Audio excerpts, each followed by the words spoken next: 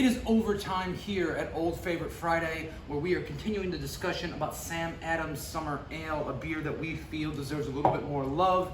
A beer that's been around for 25 years. That long? At least 25 years. I believe it started back in 1995. And is a great beer, a great representation of a wheat beer, an American wheat beer with tons of flavor. It's a classic of the summer. It's a classic of the seasonal styles. And Erik, what was your first, and by the way, this is Erik Sheffer. He's our tasting room manager that I am bringing in as a consultant for Old Favorite Friday. Erik, what is your first interpretation of Sam Adams Summer Ale? What's your first memory of having the beer?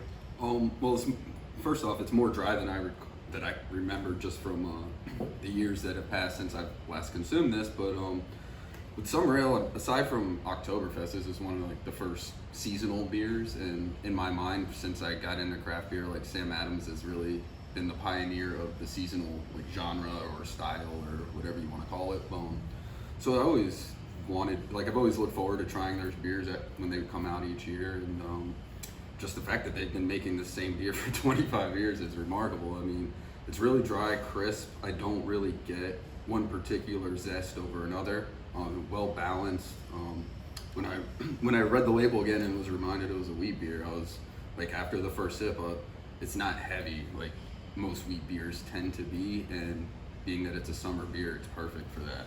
Well, there's a lot of misconception about wheat beers being heavy because they tend to be overly sweet and really, really chewy, and that's because that's kind of the Americanized style of it. But this is not that. No. And the citrus flavors are really, really well balanced. It's dry, it's drinkable, and we talked a little bit about that in the story video. But I love what you talked about with the Sam Adams Oktoberfest and the summer the Summer Ale, which are still in production to this day, and the fact that these were seasonal beers that we weren't seeing a lot of that. And I know a lot of this is region specific. Yeah. You know, if you lived in the Northeast, you might have had a ton of seasonal beers in the early 2000s, but we didn't. Yeah. We had here in South Florida, we had regular beers that were released and available all the time, and you'd have that one bar that had the Sam Adams seasonal, yeah. And you'd go, oh, what do you have right now? And they'd say that they've got the Summer Ale, and you get so excited that beer was back because you hadn't had it for so long.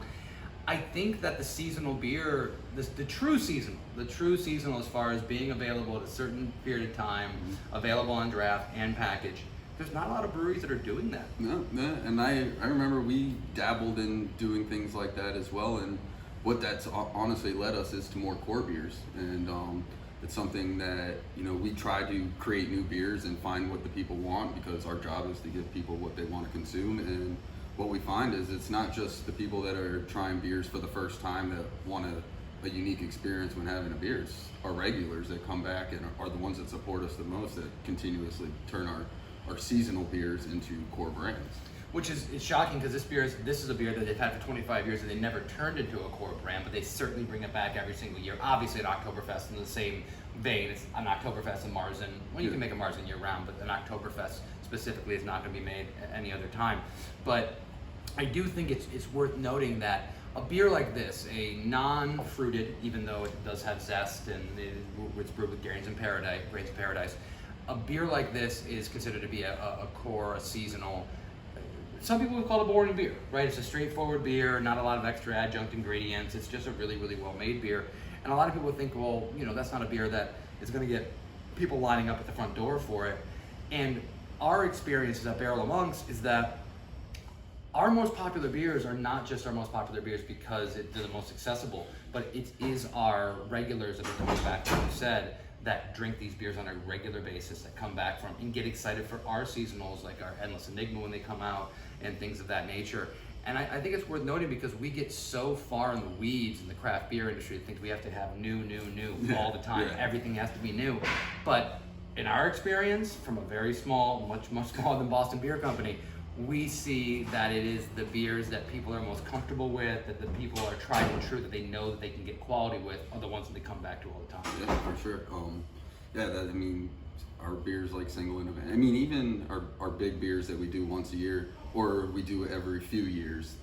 It's bringing those back is what people really enjoy, and that also, encourages us to make those beers more regularly. And, Monk in the Park example, things like that, where something that's been 4 or 5 years since we last produced it, and to see the excitement of it coming back, reinforces like that we do make things that people enjoy, and maybe we can make more of a seasonal core rotation, if you will. Well, familiarity is really, really big, right? When people know they can count on something and it comes back around and they have that nostalgic aspect of it. And there's an old phrase like, how do you miss me if you don't, or how do I miss you if you won't go away? Yeah. Right? And so I think can't miss me if I'm not gone. Or exactly. Whatever. I think there's something to be said for that. And I think there's something to be said to have great beers that are in your lineup that are regular, but not regular enough for them to get kind of stale for you.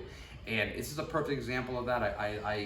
I'm sure that out there in the craft beer world, which is so much depth, you cannot wade through it. Yeah. There are tons of breweries doing stuff like this, but I feel like Boston Beer is still, they've kind of gone on their path and continue to produce these kind of beers, and their lineups changed a little bit over the years, but they continue to produce quality beer with these kind of styles, and it's nice to know and refreshing to know that they haven't had to change this beer out. They haven't had to buck the system and do something different, because when you've got a great beer, I mean, I'd miss this beer. It's not a beer I drink every day, right? Even during the summer, I'm not drinking it at every bar I go to, but I'd be so sad if this beer was taken out of that lineup. It would kill me. And on that front, like being in South Florida, this is a beer that could be something that's more year round, but there are those moments like Oktoberfest arrives in August and you're like, kind of still want my summer beer a little bit. I'm not ready yet. But granted that I love Oktoberfest, but that's not where the mindset is, especially in this region of the country. Well, listen, you've heard it here first. You better believe that Sam Adams Oktoberfest will be featured on Old Favorite Friday. I still love that beer. Look forward to it every single year. Obviously, I'm a big fan of Boston Beer and their lineup of incredible beers that they've been doing for decades now. So guys, we're gonna check out here from Old Favorite Friday. Sam Adams Summer Ale, absolutely incredible, and we hope you go pick one of these up and you continue the conversation and tell us what you guys are drinking. Cheers.